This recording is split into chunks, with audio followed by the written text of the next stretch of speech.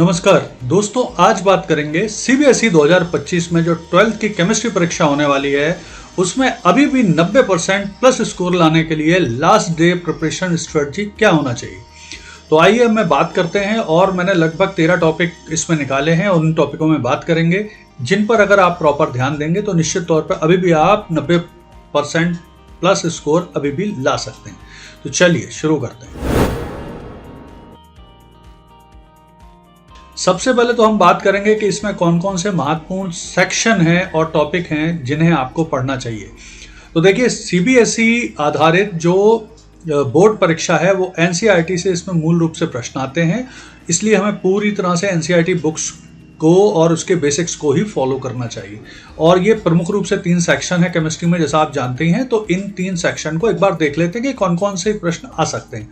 तो physical chemistry, organic chemistry और inorganic chemistry में हम देखते हैं। तो फिजिकल केमिस्ट्री में basically solid state, crystal, lattice, प्रकार, पैकिंग, एफिशिएंसी, इनसे प्रश्न आ सकते हैं। Solution, colligative properties, Raoult law, electrochemistry, नैनसर्ट equation, galvanic cell, fuel cell, chemical kinetics, order, molecularity और एक्टिवेशन एनर्जी, थर्मोडायनेमिक्स जो होता है उसमें Gibbs free energy, entropy.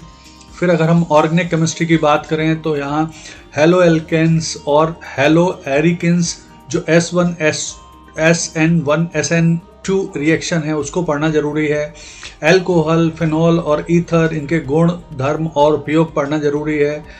Aldehyde, ketone, carboxylic acid जो है उस पर रिएक्शन मैकेनिज्म, इनको पढ़ना जरूरी है। बायोमोलिक्यूल्स में कार्बोहाइड्रेट, प्रोटीन्स, एंजाइम्स को पढ़ना जरूरी है। पॉलीमॉर्स में सिंथेटिक और बायोपॉलीमॉर्स को पढ़ना जरूरी है। इसके अलावा अगर हम इनऑर्गेनिक केमिस्ट्री की बात करें तो डी ब्लॉक, एफ ब्लॉक तत्व उनको पढ़ना आवश्यक है। Oxide, electronic configuration, P block तत्व, ग्रुप 15, 16, 17 और 18 को पढ़ना जरूरी है। कोऑर्डिनेशन कंपाउंड, IUPAC, नामकरण, लिग्नेंट्स, इनको पढ़ना जरूरी है। मेटलॉजी, धातुओं का निष्कर्षण, ये पढ़ना आवश्यक है। तो ये प्रमुख रूप से हैं जो हमें टॉपिक इसमें पढ़ना है।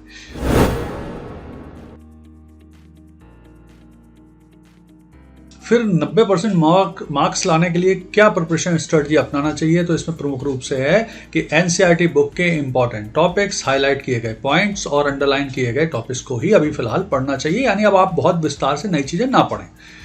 रिएक्शन मैकेनिज्म, न्यूमेरिकल डेफिनेशन को रिवाइज कर लें अभी फिलहाल। ऑर्गेनिक केमिस्ट्री में name, reaction mechanism, important conversation को ध्यान दें। फिजिकल केमिस्ट्री में फार्मूले, यूनिट्स और लॉन्ग टेबल को अच्छी तरह से पढ़ लें। इनऑर्गेनिक केमिस्ट्री में कोऑर्डिनेशन, कंपाउंड्स और P block, D block, F block elements को रिवाइज कर लें।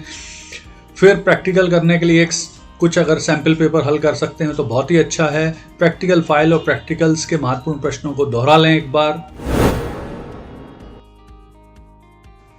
फिर क्या रिवाइज करना ना भूलें। तो देखिए, एनसीईआरटी किताब से हाईलाइट किए गए और अंडरलाइन किए गए टॉपिक्स को रिवाइज करना बहुत जरूरी है। महत्वपूर्ण केमिकल रिएक्शन और मैकेनिज्म को समझना, पढ़ना, याद करना जरूरी है। फार्मूले और इक्वेशन विशेषकर फिजिकल केमिस्ट्री में पढ़ना जरूरी है। ऑर्गेनिक केमिस्ट्री में फंक्शनल ग्रुप और उनकी पहचान करना जरूरी है और उन्हें पढ़ना जरूरी है। रिडॉक्स रिएक्शन और बैलेंसिंग इक्वेशन को भी पढ़ना आवश्यक है।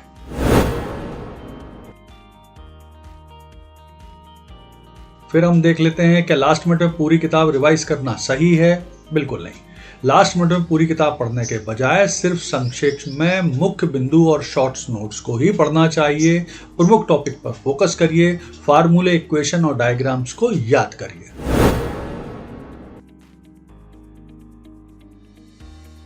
फिर देखते हैं लास्ट डे रिवीजन में समय को कैसे बांटें। तो देखिए, समय का वितरण आप बहुत आसानी से कर सकते हैं। 2 घंटे फिजिकल केमिस्ट्री को दीजिए, 2 घंटे ऑर्गेनिक केमिस्ट्री को दीजिए, लगभग 1.5 घंटे इनऑर्गेनिक केमिस्ट्री को दीजिए, जिसमें आप सब पी ब्लॉक्स को पढ़ लें, कोऑर्डिनेशन कंपाउंड्स को पढ़ लें। 1 घंटे सभी महत्वपूर्ण इक्वेशन और फार्मूले, डायग्राम्स को दोहरा लें। 1 घंटे एक मॉक टेस्ट या सैम्पल पेपर हल कर लें। फिर हम देखते हैं रिवीजन के दौरान किन गलतियों से बचना चाहिए।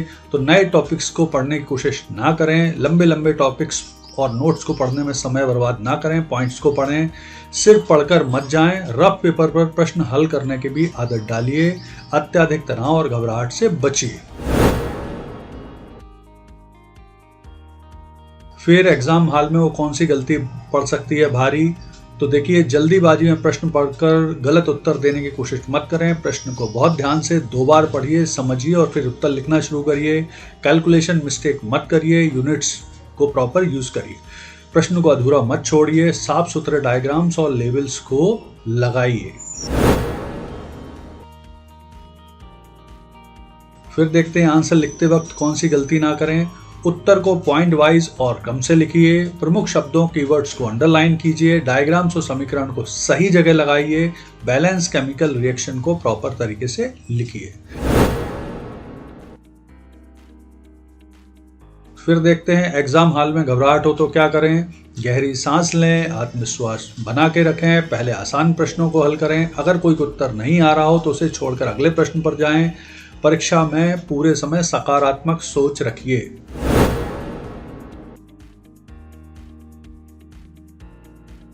फिर देख लेते हैं कठिन और आसान प्रश्न के बीच में टाइम मैनेजमेंट का सही तरीका क्या है। तो सबसे पहले आसान प्रश्न हल करें ताकि आपका कॉन्फिडेंस बढ़े।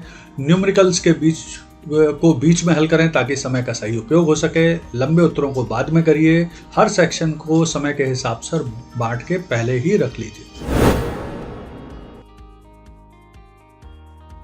उत्तर लिखने का सही तरीका क्या है। स्पष्ट और सटीक उत्तर दें। उत्तर को लंबा करने के बजाय मुख्य बिंदुओं में लिखें। रेडॉक्स रिएक्शन, न्यूमेरिकल और इक्वेशन को सही क्रम में लिखें। उत्तर को पॉइंट्स में लिखें। इससे मूल्यांकनकर्ता को उत्तर समझने में आसानी होगी। प्रमुख शब्दों कीवर्ड्स को अंडरलाइन करें, जैसे oxidation, reduction, activation, energy, biomolecules, hydrolysis वगैरह को प्रॉपर अंडरलाइन करिए। डायग्राम और रिएक्शन साफ सुथरे बनाएं। इलेक्ट्रोकेमिस्ट्री और ऑर्गेनिक केमिस्ट्री में चित्र महत्वपूर्ण होते हैं। तो ये मैंने जल्दी से आपको बता दिया है। अगर आप इन बातों का ध्यान रखेंगे तो निश्चित तौर पर अभी भी आप बढ़िया 90+ मार्क्स ला सकते हैं केमिस्ट्री में।